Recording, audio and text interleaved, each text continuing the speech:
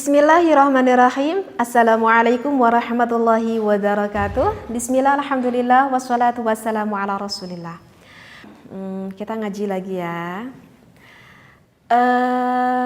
Untuk minggu-minggu ini mungkin insya Allah yang saya kaji ini ingin menjawab dari pertanyaan-pertanyaan yang ada di komentar gitu. Insya Allah saya pun kali ini pun akan menjawab dari salah satu pertanyaan yang bertanya di komentar ini. Yang ia tanyakan katanya gimana nih ketika suami istri sedang melakukan berhubungan, boleh gak sih kalau kita itu membaca sholawat katanya. Ataupun membaca dzikir yang lain mungkin ya, seperti itu. Baik. Bismillahirrahmanirrahim. Saya temui di dalam kitab Faidul Qadir.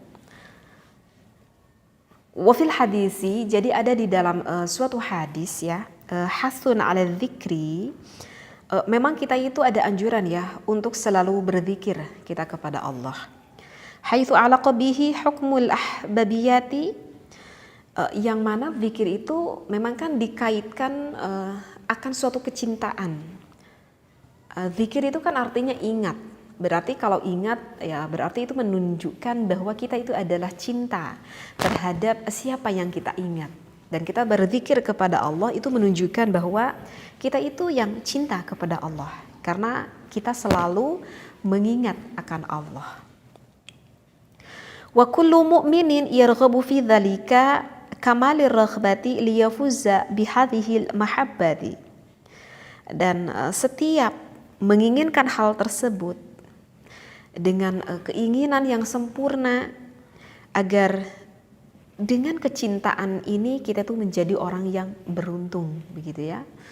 Ya dengan kita sebabnya kita selalu mengingat Allah, kita selalu berzikir kepada Allah, ya kita kan bertujuan ingin menjadi orang yang sama juga dicintai oleh yang kita cintai gitu ya. Yaitu berarti oleh Allah. Kita mengharapkan Allah pun mencintai diri kita sehingga kita mendapatkan kemuliaan dan kita termasuk salah satu orang yang beruntung seperti itu.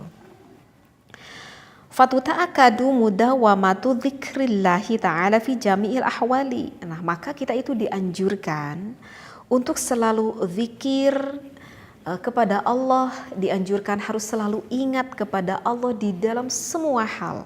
Fi jami'il ahwali, di dalam setiap tingkah, di dalam semua hal.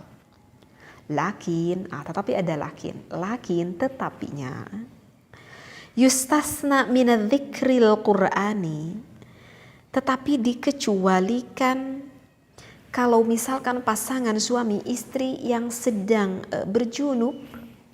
Ya, ketika berjunub itu adalah ketika pasangan suami istri yang sedang melakukan berhubungan sampai dia sebelum melakukan mandi besar ya. Jadi bukan hanya saja ketika berjunubnya, tetapi sampai setelah itu pun dia belum sempat melakukan mandi besar, maka orang tersebut mempunyai hadas janabah, mempunyai hadas junub. Maka kalau orang yang mempunyai hadas janabah ataupun hadas junub ini, maka tidak diperbolehkan membaca Al-Quran. Dan membaca Al-Qurannya itu diniati hanya membaca Al-Quran saja. Ya, sekali lagi ya. Jadi untuk orang yang masih mempunyai hadas janabah, hadas junub itu, maka orang tersebut haram ya untuk membaca Al-Quran. Haram membaca Al-Quran itu kalau diniati membaca Al-Quran saja. Berarti kalau kita membaca Al-Quran tetapi tidak diniati untuk membaca Al-Quran, apakah itu boleh? Nah, maka kalau tidak diniati untuk membaca Al-Quran, maka itu hukumnya adalah diperbolehkan. Seperti itu ya. Misalkan kita itu sebelum melakukan mandi besar, misalkan ada tetangga yang meninggal dan kita mengatakan innalillahi wa inna ilaihi raji'un, misalkan seperti itu ya. Dan kita tahu bahwa innalillahi itu adalah yang terdapat di dalam surat Al-Baqarah. Berdosa enggak kita mengucapkan sepenggal ayat Al-Quran? Kalau kita diniati membacanya bukan untuk membaca Al-Quran, tetapi kita diniati untuk berzikir, maka itu tidak berdosa. Artinya tidak apa-apa. Misalkan kita setelah melakukan berhubungan, sebelum kita melakukan mandi besar, misalkan kita pengen minum, sebelum kita minum mengucapkan Bismillahirrahmanirrahim. Dan kita tahu kan, Bismillah itu adalah ayatun minha dari Al-Fatihah. Kalau kita diniati untuk berdoa, kita diniati untuk berzikir, berarti tidak apa-apa, tidak apa-apa. Karena kita meniatkannya itu bukan untuk membaca Al-Quran. Tetapi kalau kita diniati hanya semata-mata untuk membaca Al-Quran saja, maka itu hukumnya adalah diharamkan. Oke, saya lanjut lagi. Halul janabati biqasdihi fa innahu haramun. Maka hal itu hukumnya adalah diharamkan. Wa yustasna min umumihi aidan al-mujami'u wa qadil hajati.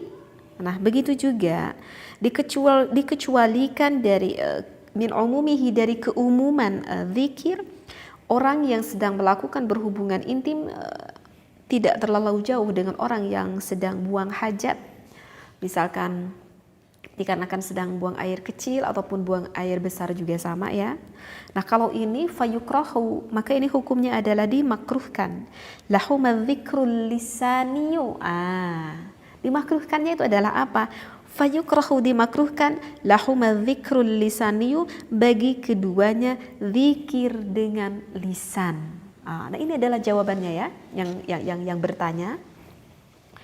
Tadi kan yang bertanya ketika kita sedang melakukan berhubungan, boleh gak teh saya itu baca sholawat, atau boleh gak teh saya itu baca zikir-zikir gitu ya ketika berhubungan gitu. Maka hukumnya itu adalah dimakruhkan. Kalau dimakruhkan tersebut kita membacanya dengan lisan kita. Sempet-sempetnya sedang berasik-asik dengan istrinya, seorang lelaki, Allahumma sholli ala Sayyidina Muhammad misalkan gitu ya. Kata istrinya sallu alaihi misalkan. Ini kan namanya juga semisalkan seperti itu ya. Nah, kalau diucapkan dengan lisan, yaitu hukumnya adalah fayukrahu, dimakruhkan. Ammal qalbiyu famustahabun ala kulli halin. Adapun kalau di dalam hati itu dianjurkan di dalam setiap keadaan.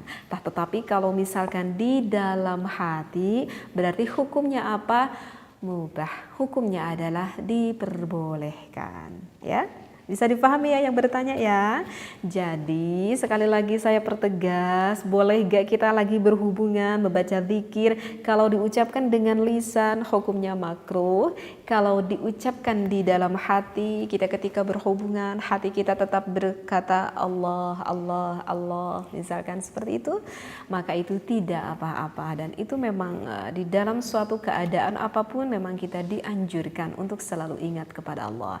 Tetapi ada adab tata kramanya yaitu tidak perlu diucapkan dengan lisan, karena seperti kita sedang berhubungan ataupun seperti kita sedang buang air kecil ataupun buang air besar, maka hukumnya makruh ya kalau kita ucapkan dengan lisan ya, karena hal itu tidaklah pantas seperti itu. Jadi tempatnya yang tidak pantas ataupun situasinya yang tidak pantas, sehingga hukumnya adalah dimakruhkan.